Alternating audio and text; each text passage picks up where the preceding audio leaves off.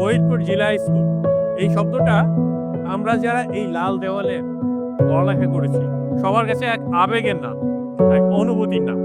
আজ ফরিদপুর জেলা স্কুল ১৮৫তম জন্মবার্ষিকী পালন করতে যাচ্ছে। কুয়াশার চাদরটা ধীরে ধীরে সরে যাচ্ছে।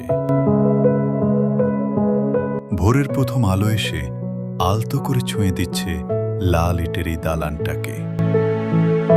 ফরিদপুর জেলা স্কুল দেখতে দেখতে নিজের ১৮৫টি বছর পার করতে চলেছে এই প্রতিষ্ঠান।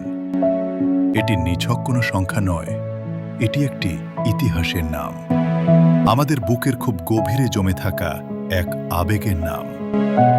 ফরিদপুর জেলা স্কুল গল্পটা শুরু হয়েছিল আজ থেকে অনেক আগে, সেই ১৮৪০ সালে। সেই সময়ের কথা, চারদিকে শুধু ঘন জঙ্গল, সরু মেঠো পথ, আর দূরে শোনা যেত পদ্মা নদীর অবিরাম গর্জন। সন্ধ্যা নামলেই পুরো শহর ডুবে যেত এক গভীর অন্ধকারে। ঠিক সেই সময় তৎকালীন জেলা ম্যাজিস্ট্রেট এডগার এফ লুথার মূলত স্থানীয়দের মধ্যে ইংরেজি শিক্ষার প্রসার এবং ব্রিটিশ প্রশাসনের জন্য দক্ষ কর্মী তৈরি করার প্রাথমিক উদ্দেশ্যে গড়ে তুললেন একটি স্কুল। নাম দিলেন ফরিদপুর ইংলিশ সেমিনারি, যা পরবর্তীতে হয়ে উঠল এই পুরো অঞ্চলের বাতিঘর। সেদিনের সেই ইটের গাঁথুনি আজও কালের সাক্ষী হয়ে মাথা উঁচু করে দাঁড়িয়ে আছে। ১৮৫১ সাল স্কুলটি জাতীয়করণ হল এবং নতুন নাম পেল ফরিদপুর জেলা স্কুল। ফরিদপুর জেলা স্কুল প্রতিষ্ঠার দিক দিয়ে বাংলাদেশে তৎকালীন পঞ্চম প্রাচীন জেলা স্কুল হিসেবে বিবেচিত হয়। ফরিদপুর জেলা স্কুল ১৮৪০ সালে প্রতিষ্ঠিত। এই স্কুলের ধূলিকণায় কান পাতলে যেন শোনা যায় নক্ষত্রদের পদধ্বনি। আমাদের সাভারের জাতীয় স্মৃতিসৌধ বাংলাদেশের মাথা উঁচু করে দাঁড়ানোর যে গর্বিত প্রতীক, সেই আকাশ ছোঁয়া গর্বের নকশা যার হাতে তৈরি, তিনি কিন্তু এই স্কুলেরই সন্তান। ১৯৬৬ সালের ব্যাচের সেই কৃতি ছাত্র স্থপতি সৈয়দ মাইনুল হোসেন, যার কল্পনার আঁচড়ে বাংলাদেশ চিনেছে তার স্বাধীনতার স্তম্ভকে। শুধু কি তিনি, যার কবিতায় মিশে আছে গ্রাম বাংলার পল্লীর দা মাটির ঘ্রাণ। সেই পল্লী কবি জসিমউদ্দিন থেকে শুরু করে তুমি যাবে ভাই, যাবে মোর সাথে আমাদের ছোটগা, এমন অজস্র গুণী মানুষ, ডাক্তার, ইঞ্জিনিয়ার, প্রশাসক কিংবা রাজনীতিবিদ, যারা দেশের গণ্ডি পেরিয়ে বিদেশেও রেখেছেন উজ্জ্বল অবদান। এরা সবাই এই স্কুলের মন্ত্রেই দীক্ষিত। সময়ের অভাবে সবার নাম নেওয়া হয়তো সম্ভব হল না, তবে ভিডিওর কমেন্টে আপনারা জানাতে পারেন আপনাদের চেনা সেই সব নক্ষত্রদের নাম। এই সেই পুকুর পাড় যেখানে আমরা টিফিনের ছুটি পেলেই চলে আসতাম, এসে বন্ধুদের সাথে গল্প করতাম। আর চমৎকার একটা পরিবেশ ছিল এখানে। সেই ব্রিটিশ আমলে যে ঘাটলাটা ছিল ঠিক এই জায়গাটাতে ছিল। সেই ঘাটলার কিছুটা অংশে যে আমরা এখানে দেখতে পাচ্ছি, আর ওই যে পিছনের গাছটা, ওই গাছটা সম্পূর্ণ এই জায়গাটাকে ছায়া দিয়ে রাখতো। এবং ওই গাছের শিকড়ে দেখতে কিছুটা সাধারণ শিকড়ের মতো মনে হইতে পারে সবার কাছে, কিন্তু ওইটা আমাদের অনেক বড় একটা স্মৃতি, অনেক সাক্ষ্য বহন করে ওই শিকড়গুলো। এই যে শিকড়, এটা সবার কাছে একটা সাধারণ শিকড় মনে হতে পারে, কিন্তু আমরা যখন এখানে ফিরে আসি বা আমরা যখন স্কুলে ছিলাম, এই শিকড়গুলো যে আমাদের কত গল্পের সাক্ষী, সেটা শুধুমাত্র যারা এই জেলা স্কুলে পড়ছে তারাই জানে। টিফিনের ছুটিতে অথবা স্কুলে আসার আগে আমরা জড়ো হতাম এখানে। সামনে পুকুরটা আরো বড় ছিল, এই পুকুরের পানিগুলো সরাসরি শিকড়ে চলে আসতো। মৃদুমন্দ বাতাস এবং পানির ছোট ছোট ঢেউ, এবং আমরা গল্প করতে থাকতাম। পিছনে স্কুল, এক প্রশান্তিময় জায়গা। ক্লাস শেষে সবকিছু ভারে, এরপরে এইরকম একটা প্রশান্তিদায়ক জায়গায় এসে গল্প করা আসলেই চিরস্মরণীয় হয়ে থাকার মতোই একটা গল্প। এবং এই শিকড়টা এই জন্যই আজ চিরস্মরণীয়, যারা এই সময়টা বা এই শিকড়টা পেয়েছে। আর আজকের এই যে ডকুমেন্টারি স্ক্রিপ্ট, ডকুমেন্টারি প্রত্যেকটা বিষয় সবকিছু আমি নিজে করেছি, কারণ এটা আমার স্কুলে, অন্য কাউকে আমি দায়িত্ব দিইনি। রাতের পর রাত জেগে প্রত্যেকটা বিষয় খুঁটিনাটি দেখে প্রত্যেকটা বিষয় আমার নিজের হাতে করা, কারণ এটা আমার স্কুল, এটা আমার অনুভূতি। ১৯৭১ সাল সময়টা তখন উত্তাল।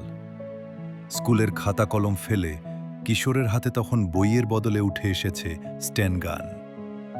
আমাদের গর্ব 1969 ব্যাচের ছাত্র বীর মুক্তিযোদ্ধা মেজবাহাউদ্দিন আহমেদ নৌফেল। মায়ের কান্না আর সংসারের মায়ার বাঁধন ছিঁড়ে তিনি বেছে নিয়েছিলেন স্বাধীনতার এক দুর্গম পথ। 9 ডিসেম্বর, বিজয়ের ঠিক 7 দিন আগে করিমপুরের সম্মুখযুদ্ধে তিনি দেশের জন্যে নিজের জীবন উৎসর্গ করেন। নৌফেলের মতো নাম না জানা আরও অনেকেই এই যুদ্ধে অংশ নিয়ে শহীদ হয়েছিলেন। এই লাল দালানের প্রতিটি ইটে মিশে আছে তাদের রক্তের ঋণ।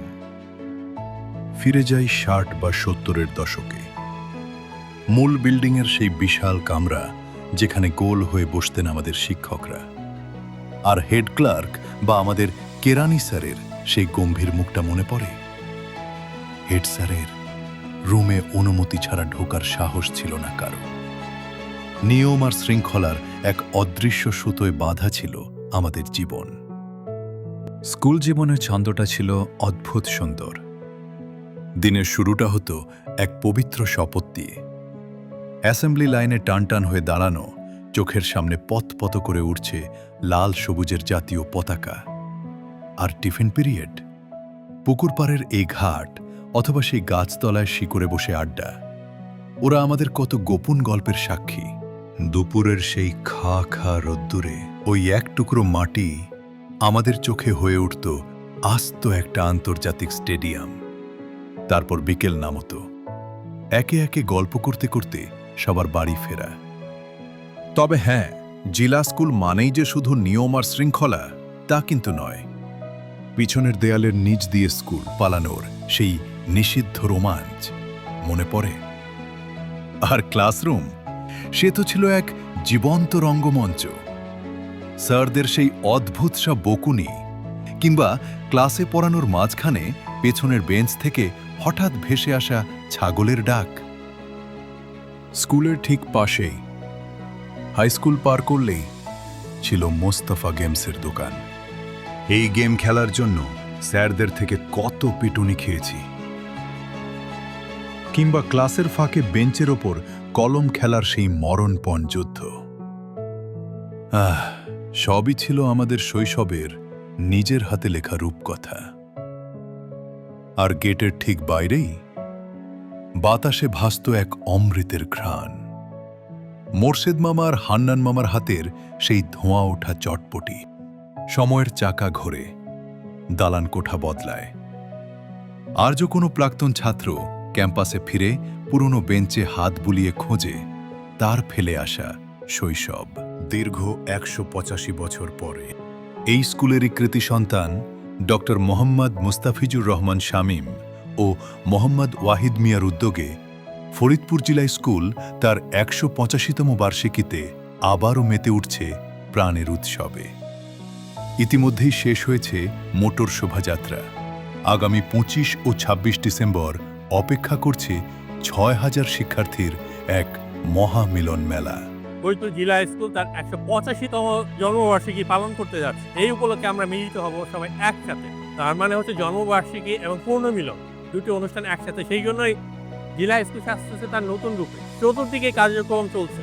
ওই যে নতুন বিল্ডিংটা, এটা আমাদের সময় ছিল না। ওখানে আমাদের হেড স্যারের বাসা ছিল। এটা হতে যাচ্ছে 25 ও 26 ডিসেম্বর। আমরা সবাই একসাথে পুরাতন বন্ধুদের সাথে। ইতিমধ্যেই আমাদের হোয়াটসঅ্যাপ বা বিভিন্ন গ্রুপে আলোচনা হচ্ছে। হারানো দিনের সেই শৈশবের এক নস্টালজিক ফিলিংস আমরা এখন অনুভব করছি। তবে শুধু আনন্দ শোভাযাত্রাই কিন্তু শেষ কথা নয়। আমাদের মূল লক্ষ্য এক হওয়া, একে অপরের পাশে দাঁড়ানো।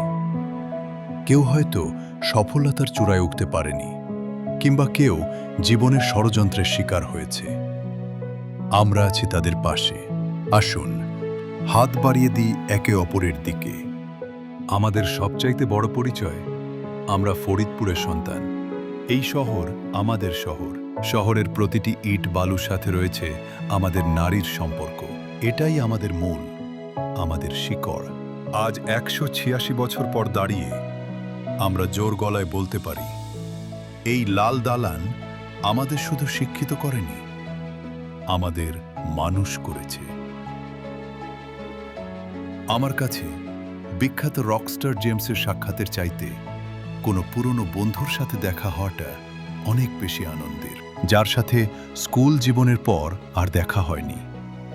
তার সাথে দেখা হওয়া, বুকে বুক মেলানো, এর চেয়ে বড় শান্তি আর কি হতে পারে? জয় হোক আমাদের বন্ধুত্বের, জয় হোক ফরিদপুর জিলা স্কুলের।